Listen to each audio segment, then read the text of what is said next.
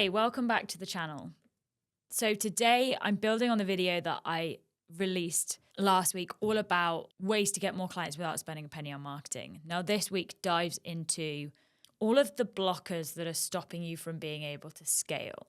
Now this isn't maximum growth. This is looking about how we can scale the services that we've got existing so we're able to deliver them to more clients without necessarily having to do so much more. Let's get into it. So point number one, and this first blocker is something that if you don't have, growth is completely impossible. And that is having a really clear direction of where you're actually going. If you're looking to make changes and to scale your offerings, your team, your technology, your support systems, but you want to spend less time in the business and you don't want to be involved in it at all, it's going to really change the plan or the course of action that you're going to take in order to be able to hit those growth goals. For example, I had a client that actually wanted to be an activist and a voice for bringing outdoor sports to improve children's mental health. And that meant that she wasn't as involved as her business and what it looks like now. Another one of my clients actually wanted to take a step back from the business and wanted to travel around the world with his family and kids. Another one of my clients wants to be a voice and a speaker for inclusion and accessibility. Now, all of these goals and these where they see themselves and where success looks like for them with a timeline of when they want to be able to get there and when they realistically see that for themselves, whether that's retirement, whether that's building multiple business, whether that's building an empire, whatever that looks like to you, having a really clear understanding of what that is and the timeline of how and when you want to achieve that helps you know what steps that you need to take for the next 1, 2, 3, 5 years and how you're going to scale your business as is in order to be able to get there. I think one of the other biggest blockages that when clients come to me that they have is that they don't have any structure in their service delivery. What this does is it makes delivery more chaotic. It means that often when clients come to you, not one client gets the same experience. Things get missed. They easily fall by the wayside. You often double up on work, which impacts profitability and cash flow, but also can cause frustrations with a lack of roles in your team. And you don't know then what the next new hire is, or you end up getting pulled back in to the areas that lack the right individuals or the right structure or the right systems or the right automation to be able to make it as easy as possible, not just for yourselves, but having structure in delivery creates an opportunity for a repeatable and I'd say smooth experience for your clients. Like, if you look at booking something with Airbnb or going to a 5-star hotel, there may be personalized and bespoke elements to the experience, but what they offer and the way that they deliver it is still going to be the same. It's going to be standardized. We may not feel it's standardized, and that's an exceptional experience. On top of that, the delivery journey has been personalized. But if we add a base level of structure as to how we do something, we can ensure that it happens every single time to a certain level of quality without feeling like things are being missed, because we have all the quality assurance processes and structures and what needs to happen and what needs to be communicated at any one time. So if you're a service provider that has grown your business from the ground up and this business is your baby, and this happened to a business that I worked with and for quite a few years ago now, and the founder had really, they absolutely loved their business, but they wanted to bring in new team members, but they found it really hard to let go and hand off and hand over responsibility of certain tasks, activities, clients, projects, meetings, which meant that they weren't able to upskill their team, but they always felt like they were being pulled back into everything because they weren't able to delegate or give the team the opportunity to show the skills that they had.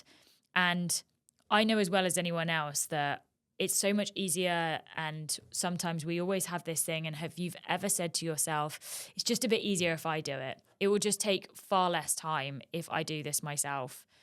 But allowing yourself and saying that to yourself, not only for you means you're getting pulled back into all these activities because you don't give over the responsibility to somebody else.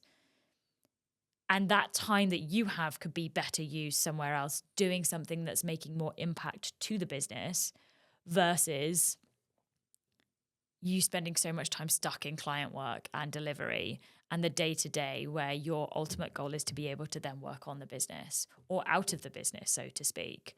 I think what's important here is taking the time to understand what can you do yourself, what do you need to do. So looking at the time and effort matrix. So what is something that takes a lot of time, is a lot of effort, but it's also something that you need to do. You have to do. There is no one else that can do it. And then all the way down to the scale of these activities are low effort, they don't require much from me, and they're probably something that I could outsource to somebody else. If we then are able to do this, we see that team members can start to take on that responsibility, or we can outsource it to someone that might be able to do it better than we can. In order for the business to grow and to scale, for you to be able to operate at a scale, you can't do everything on your own. So if that's using AI, whether that's putting in an automation, whether that's hiring a VA, another team member, a right hand, your next COO, this is the thing that is going to make the difference for you to be able to focus on the tasks that are making a difference, for you to be able to make an impact, but also for you to be able to have someone there so it doesn't feel so lonely. And I speak from experience here, which honestly, bringing people into my business and actually having the right systems to be able to support saves me so much time on things that I don't even have to think about. And if I could talk to one of the next blockers, is all about not knowing or talking about the value that we add to clients. You know that you provide exceptional services. Your clients know that you provide exceptional services. But if you're not tracking their small to medium to long successes along the way and what that true value is that you provide to clients, and you're not talking about it, who else is going to know? It's just the clients that you're working with right now know what that success or the value, the true value that you provide is. And by tracking it and pinpointing those small wins, the quantifiable results, and the more qualitative emotional indicators of the transformations that our clients have had, we are able to then be more articulate in the value that we provide and the transformations that clients have from working with us, and who is the right individual to be able to get that transformation or who needs that experience right now. If you're not measuring outcomes or gathering case studies and you're not able to articulate the value that you provide to clients, you're missing a really big opportunity here to show that impact out to the rest of the world. Clients don't always remember all the details of their time with you. And I was working with a client on a program that lasts 12 months or longer, and having regular check-ins and feedback calls with their clients. And this is something that I do with clients that I'm working with, to be able to understand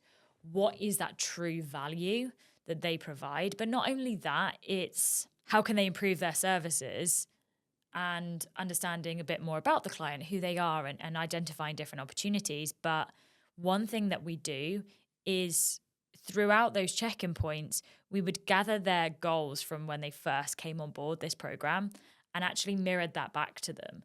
And what that showed was, well, most of them responded with, oh, I didn't know that. I completely forgot that that was something that I wanted. I achieved that. I feel like I've achieved that and so much more. And you realize that, and it feels so great for them to be able to tick off and show them the success that they've had. Because often if you're a coach or you're a consultant and you're providing transformations, your clients own the transformations. You just help facilitate them to be able to get there. And if you're a service provider, you often give them the deliverables or the tools that make the difference, and that impact comes later down the line. Tracking this proof helps you build trust with your clients, your community, your audience, but also it helps justify your pricing. And if you're looking to increase your pricing, having strong case studies and testimonials helps to validate why that price point is so worth it. And it shows that return on investment. And the last, I would say, blocker is this constant feeling that you need to bring in new clients. And when we break past this and I've heard this so many times, that the whole idea and goal of my service is that my clients don't need me afterwards. Now, I understand that there is always a time where a client will potentially move on because the service that you provide isn't what they need in that moment. And that's okay. But I do not believe that there is ever a service that is just one and done. And that is the designed idea of it. And if someone has one, please tell me in the comments if your service is one and done and let me know why that is. But if you take things like lawyers, accountants, you may go to them for one thing, but you go back again because a retainer service and a subscription model for a lawyer, and you pay them a retainer monthly, gives you the confidence and the peace of mind that you can go back again and again without having to pay extortionate fees. And I live in Andorra, and I know that I don't know the country as well as my Hestor, who's my lawyer that deals with my residency. And paying them a monthly subscription gives me the peace of mind that if I have any problems with anything, I need to go to immigration, I actually physically don't have to do that. For people who know the country and the language in a way better way than I do, it means that I don't have to worry that I'm going to get it wrong or say something that's not understood or translated in the right way. Plus, I don't have to do the paperwork and bring all the forms. It costs me so much less, and I'm saving so much time where my time could be better spent without worrying about all the bureaucracy that I need to navigate in the country. So if you are someone that is bringing in clients, churning through them, and you're not able to retain them, or you don't have a retainer offering for them, check out my previous video on 5 ways that you can get more clients without spending a penny on marketing. And that will help you divulge some of those things that you can do right now to make a difference for that. But not only this, and I think a final point on bringing in clients and not keeping them, and this is a whole separate video in itself and something I will, and if you're interested in hearing about it, please leave a note in the comments. I'd love to hear from you, is providing an exceptional client experience.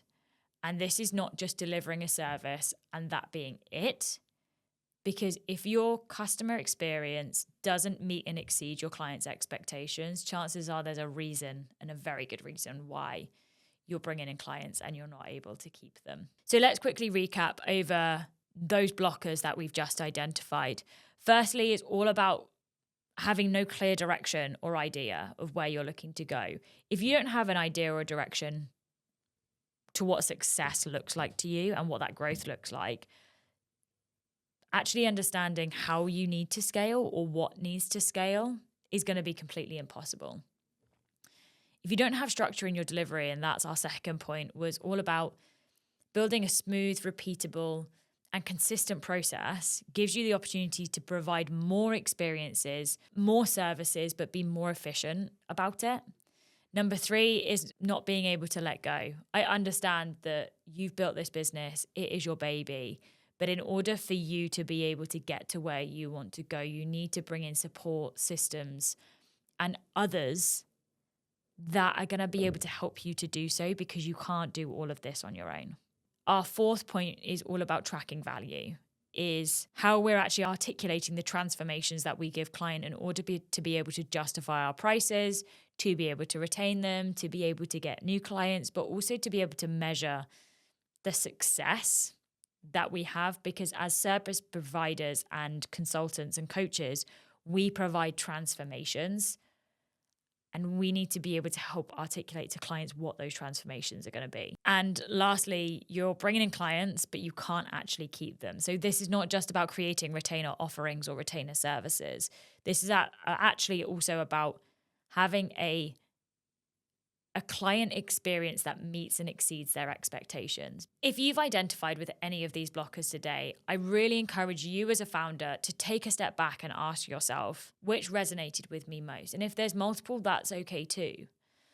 But it's looking at, what do I need to change today in order to be able to get to that point where I understand how I'm going to get to what success looks like to me?